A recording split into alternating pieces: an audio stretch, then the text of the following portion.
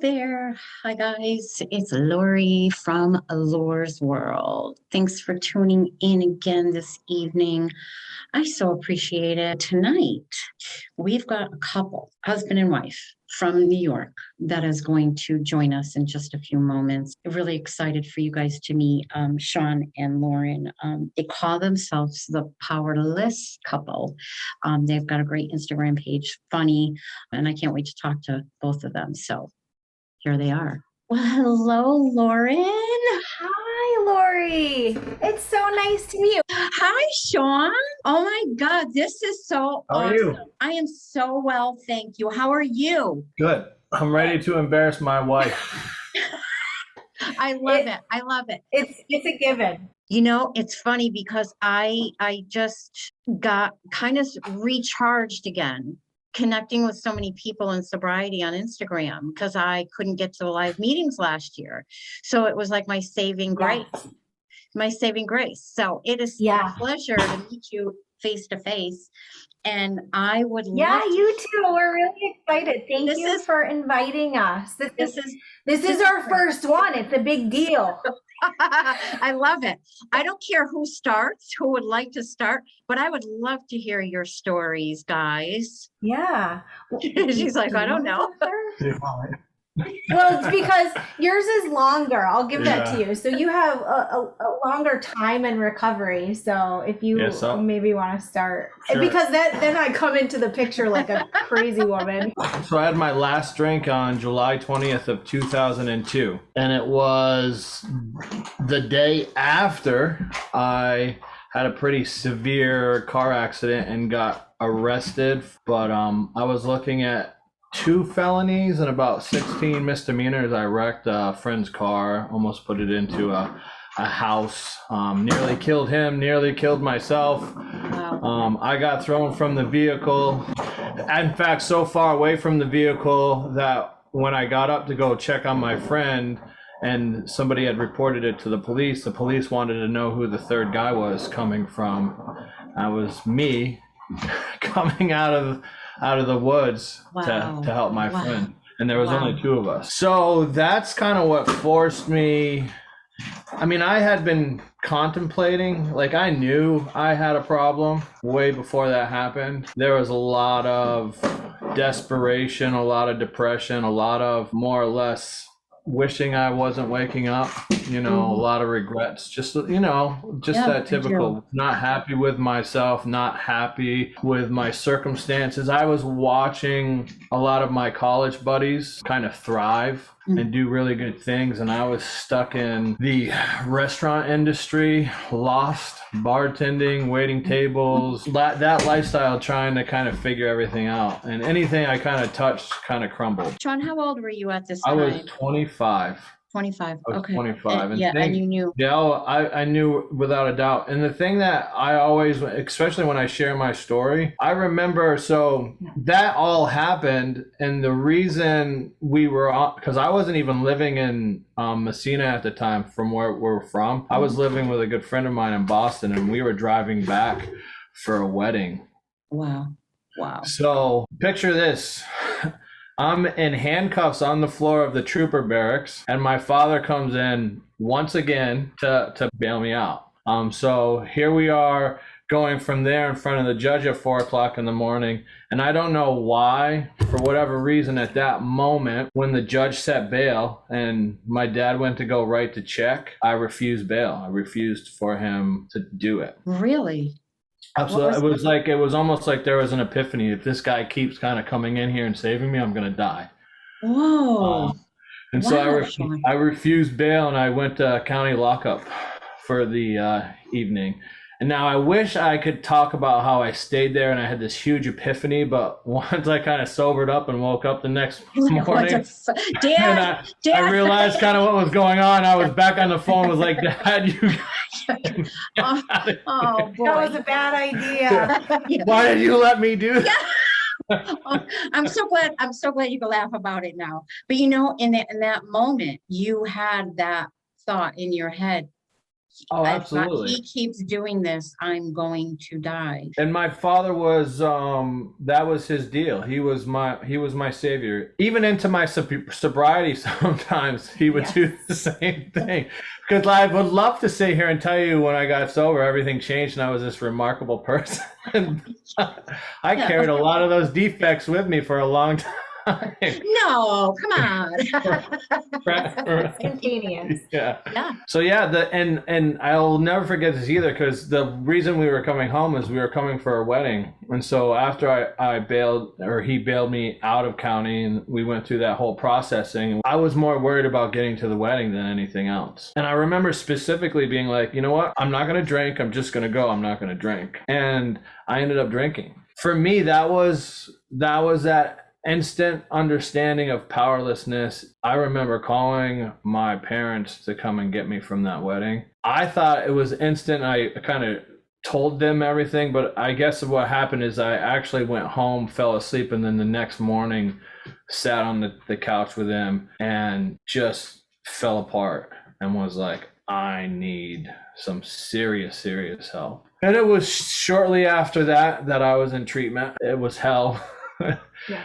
And you were mandated though, like. Well, it wasn't so much of a mandation. It was more, I knew that if I didn't go, that the charges and everything that I was facing would be a lot worse without me going. Do you think that you took that as the lesser of two evils? Did you really think that that rehab was going to help, or did you just want to get out of trouble a little bit? I think it was a mixture. It was a mixture of both, because I will tell you, at one point they told me I was going to a 3/4 house. I was going to do 3 months of treatment initially, and then I was going on to a longer term treatment. Okay. And I was like, no, I'm not. Okay. Yeah. And you still want to do it your way. Yeah. Right. I was like, no, that's not going to happen. And I got on the phone with my lawyer, and thank God he had some idea of what it was all kind of about. All he said is no, and hung the phone up on me. And I was left there to kind of sit with myself. Oh, wow.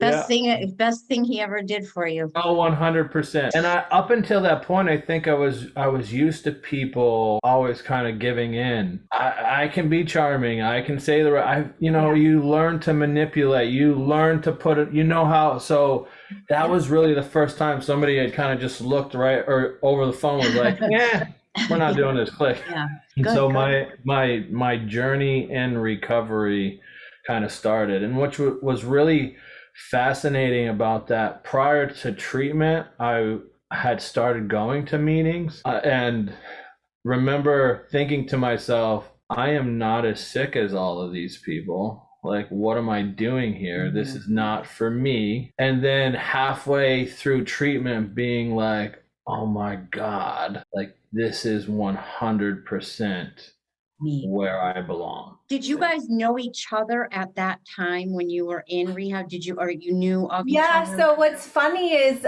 we actually dated in high school for like 2 weeks. Yeah, very briefly. And I was like, he's not very nice. Yeah. And then I had moved away. So I was married, and then my ex-husband and I split. And I moved back here, and he was here, and we reconnected. And at that point, you had been sober for like 5 or 6 years at that point. And you were nice. Now you were nice. Yes. You were so nice. Go figure. Well, I was living in Colorado when I heard about his accident. Like, because we live in a small town, so everybody knows everything. And so I'd heard about his accident, and actually his brother lived in Colorado, so I knew his brother. Okay. I know, really weird. Crazy. And so, I definitely knew what had happened, and but I was not really in the thick of anything at that point in my life. So things kind of took a turn a little later. What was remarkable, so cliche, but everything kind of happens for a reason, and you get placed where you need to be placed and all that. And I really struggled because when I started going to meetings, I was a young face amongst older men and women. And that bothered me a lot, because the majority of the people that had any sort of time or any sobriety were in their mid 40s. And there wasn't really anyone that was like me, or that I saw was like me. Right. So when I went to the Three Quarters house, they sent me so I went to St. Joe's treatment in Lake Placid or Saranac Lake, and then they sent me down to Poughkeepsie, New York. But the recovery community was so strong there. It was absolutely remarkable. And then not too far from where I was kind of stationed at was I fell into a young people's meeting, and it just kind of blossomed from there. So I kind of ran into one of my key people at the time. He was out from California, and he happened to be going to school at the local art school. And he was actually maybe 2 years younger than I was, but he had like 6 years sober. Wow. Yes. And I remember being at a meeting and listening to a 14-year-old girl share my story. 14. Like 14. So it was like, and those were the things that I needed. It was like, holy cow, here I am listening to this young girl explain exactly how it was for me. That excuse was gone. Like it was no longer, I'm too young for this, as I'm listening to this 14-year-old girl, share her story. If there was anything I would say, I wish people would tell me in the beginning. People don't explain to you that, you don't have to stick with the same sponsor. You know what I mean? Like, you're not always going to get along. You're so mixed up with everything. Like I met this other guy, and it just wasn't working out, and it just didn't feel right. But at that time, like, I didn't know how to kind of go with my gut. Right, I was still, still here. You don't want to change anything, right? Yeah. Right. You don't want to change anything. And then all of a sudden, I remember, wanting to drink, like bad, wanting to drink. Okay. And of course, everyone's in the meetings like, God is good. And, I've got 20 years. Yeah. And they're like, woo. And everyone's doing like, and talking all this. And I'm sitting here in the back of the rooms going like, liars. Not just that, but not even knowing. Cause I'm like, really, people. Yeah. Like, how are you guys happy about any of this? And then this woman, Paula, came into the meetings with a boatload of sobriety and just unloaded about her day and how she thought about drinking and how close she, just was brutally honest. And I was just like, oh my God. And I ran to her. Afterwards, she ended up becoming a huge part of my recovery. In fact, her boyfriend at the time ended up being my sponsor for a long time. And they, in a sense, just kind of wrapped their arms right around me. How long have you been sober for, Lauren? So I, 13 years in January. So my story is really very different from yours. I had zero legal repercussions whatsoever. I was an extremely functioning, and actually alcohol, I don't even know, like, how everyone's like, oh, drug of choice. I can't even say that I had a drug of choice. I switched. I was like, oh, look at me. I stopped doing that.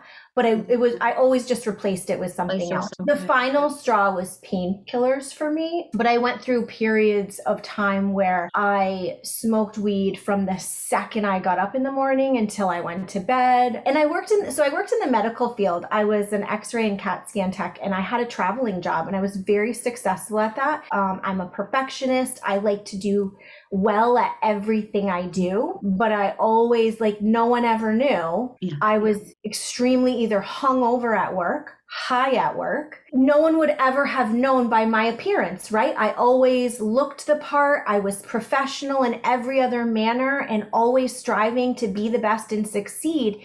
Yet I had no idea that that was slowly killing me. That pressure that I put on myself that no one else did, I put that on myself. And so I finally worked at a job in Colorado. I took a job there and I worked nights. I loved trauma. So trauma hospitals, I just liked the intensity of it. But again, it was killing me. I would get in my car at 2:30 a.m. because I worked 2:30 to 2:30 and would just cry. Well, no one at work would ever know that. Oh, Lauren, like she's really good at her job, and Lauren's really great. And that's all I was ever striving for, was impressing people.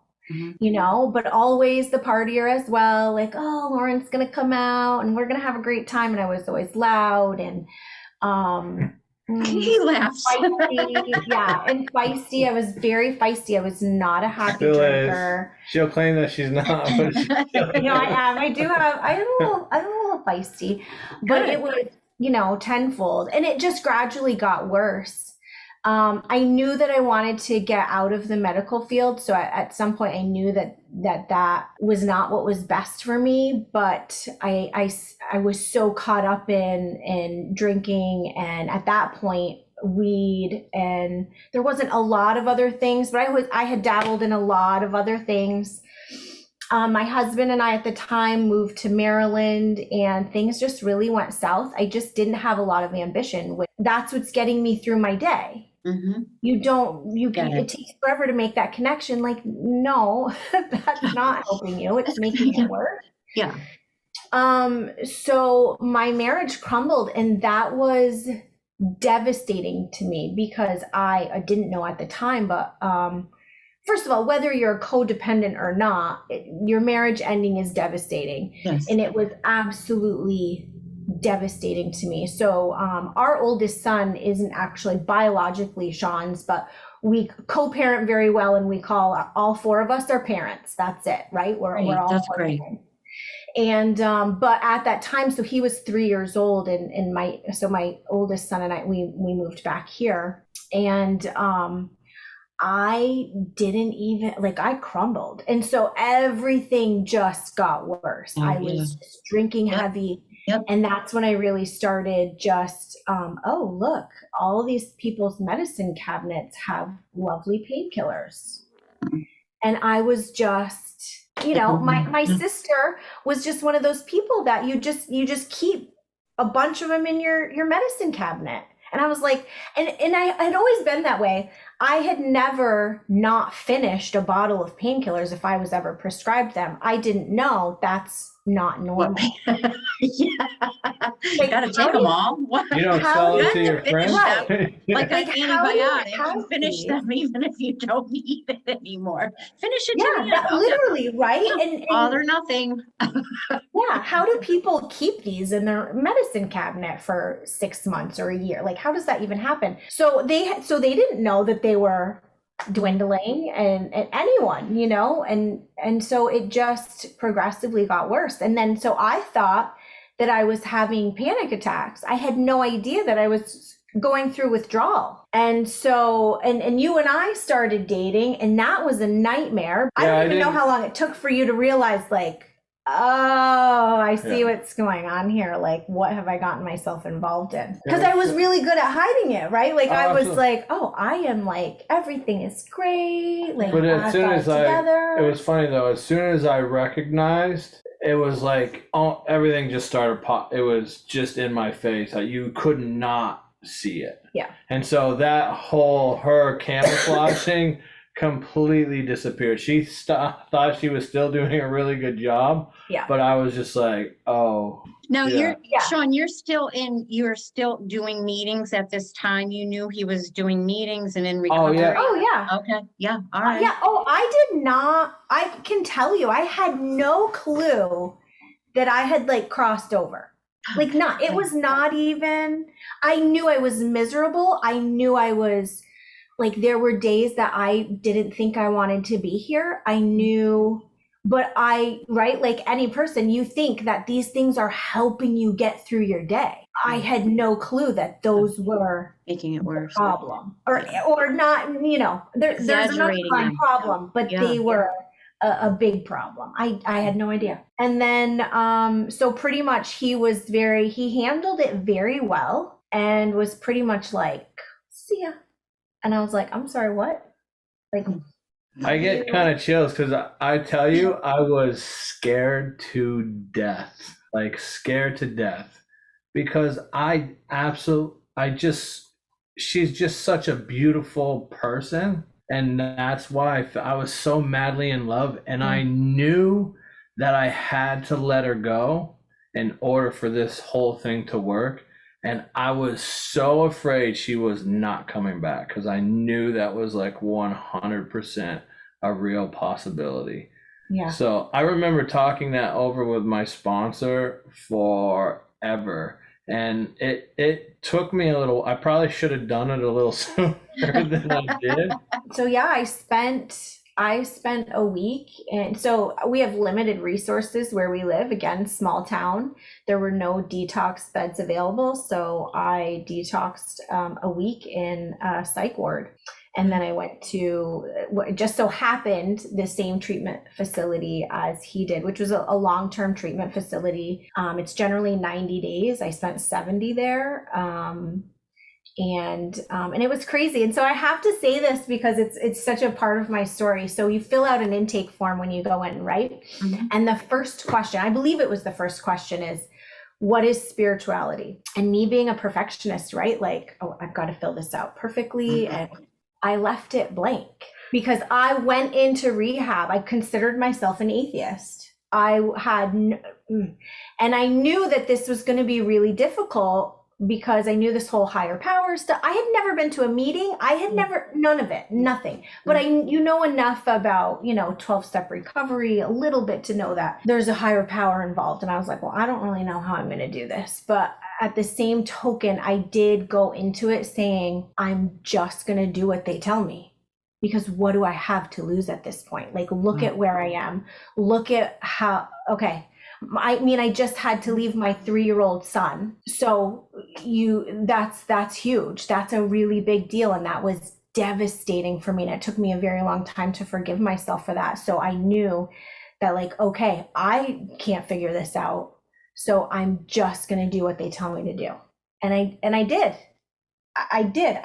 And now I consider myself to be an extremely spiritual person. And so it's just crazy to think that somehow along the way that happened, that transformation happened. And we always tell people, actually, so I didn't intend for us to stay together.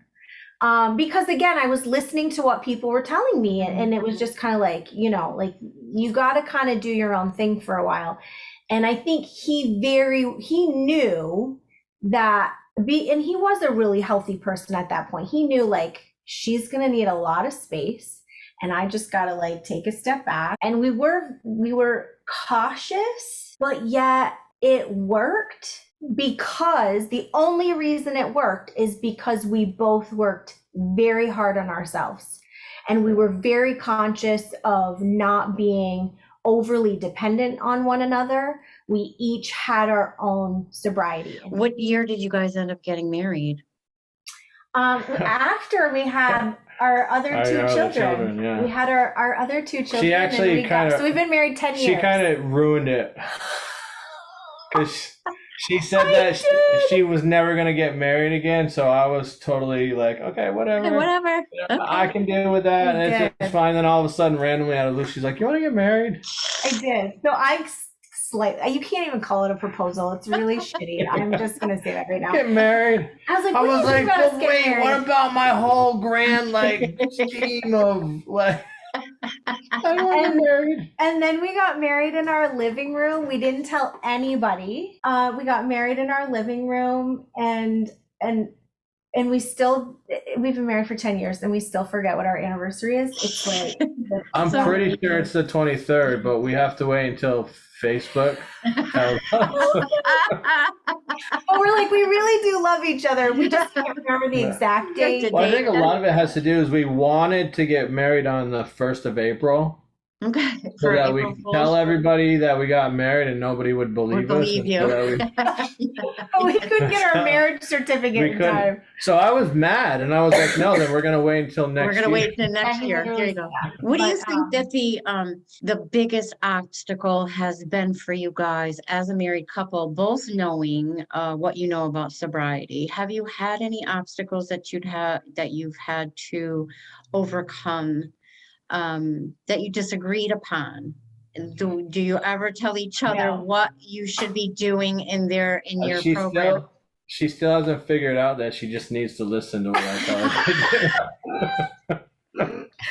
And we'll be okay. I have 19 years. She has 13 years. I obviously know what is right for the both of us. As soon as she figures it out, we'll be good. Yeah. It'll be good. I love being married to somebody in recovery that understands. Yeah, that I understands it. can't imagine not. Yeah. I've never, like, you dabbled in relationships obviously prior to us getting together, but I mean, this is all I know. I can't imagine not being with someone that's Yeah. in recovery. It Yeah. would be And it's really nice in all facets because, right, like she never really got into the meeting thing. And I would for like, I want to say like the first 6 months to a year, but then it just was not really my thing. And recovery looked very different for me than what it did for him. And I think, right, you kind of said there were times that you were like, but yeah, in the beginning, I definitely struggled because I mean, like I was immersed in the big book. Yeah. That was how I was brought through, big book studies, like just pounding that big book. So almost to a point where it was like I'd be in meetings that big book thumper, like quoting, like, I'm not much of that anymore. I didn't like you then. Right. But I thought that was cool, and that's how you know. But that's how you did it. That's how you did it. Right. I was in early recovery. I was that person that wanted everybody to do this. Right? Like, I wanted to share this with the world. I've always recovered out loud. I've always been like, here's my deal. Here's my story. I had a blog years ago, and that's how I kind of initially became involved in She Recovers, which I'm a big part of now, and it's a huge part of my recovery. But being involved in online communities and kind of just voicing my journey was a huge part of my recovery story. And now a huge part of my recovery story is yoga, and his too. And so we're actually hoping to translate that to helping more people in recovery. A yoga lifestyle is very, very similar to a recovery lifestyle. So it really great. That's great. It evolves. It really does. See, now I was AA through and through, didn't want to listen to anything else. This is what I'm doing. Don't talk to, didn't tell anybody. I did not recover out loud. Right. And in the last year and a half to 2 years, I've just on every single recovery site, I've been reading so much. I've been listening to podcasts, and I'm just getting, reignited again, and it's awesome. Oh, I love that. Right. Yes. Same with me. And one of the things I just want to say as far as why this works is we always are willing to seek help. We aren't afraid to share with people that when we need a therapist together, we go to one. We don't go to a therapist because we think our marriage is falling apart. We go to a therapist to keep our marriage healthy, and like, hey, we're really struggling with something right now. We don't hesitate to go, all right, it's time for us to get a little outside help. I mean, I was just saying the other day, I was like, I just think I'm one of those people that I'm going to have a therapist my whole life. Yeah. Right. And there's no shame in that. No shame. I need that accountability. I will steamroll everybody else around me. Like even now, like I 100%, and I will BS with and you will never know. I need that outlet. I need that person that I can sit down and I can be accountable to, that I can look right at and be like, all right, here is what's going on. You know, I need that. My whole life, you know, I've wanted to be my authentic self. That's all I really wanted. And I wanted to be around people that were authentic. I wanted to love me for me and love you for you. And I was able to find that in recovery, right? Isn't that amazing? Yeah, that key. Right. Right. Right. Who knew? To imagine that you would get to a day that you wouldn't want to drink. Yeah. Or you wouldn't be searching for something to get out of, you know, what you're feeling and all of that. And for me, I learned to look at it as, right, like our feelings as humans, feelings are a gift. Even the bad ones, right? Like we have the honor and privilege of feeling those things. And I had to look at it as what makes me so special. I think a therapist said this to me before. What makes you so special that you don't have to feel those things, but everyone else does? And I needed someone to say that. Yeah. Right. And I was just kind of like, who are you? Right. But sometimes you need to be like smacked in the face with something like that. And that, I mean, right. That was 13 years ago and it still sticks with me. Like, I'm not special. There's no reason. Yeah, you are. Yes, she is pretty special. She is pretty special. But right, there's no reason why I get to, you know, numb those things out. No, like I need to go through those things like everybody else. I love that. I love you guys. I am so glad we connected. This was so much fun. You made me laugh. I love it. Thank you so much, Lori. We're really glad to connect with you, and we have some really cool things that we have planned for the future. So we'll keep you posted. Yes, please do. Think yoga and think retreats. Like you, we just want to keep connecting with like-minded individuals and really just pass on the message of hope, really. Absolutely. And let people know that there is another side, and it's great. Oh my God, I just love you guys. Thank you so much for doing this with me, and we'll definitely be in touch. Thank you so much. Keep in touch with me. Thank you so much. Good. Bye.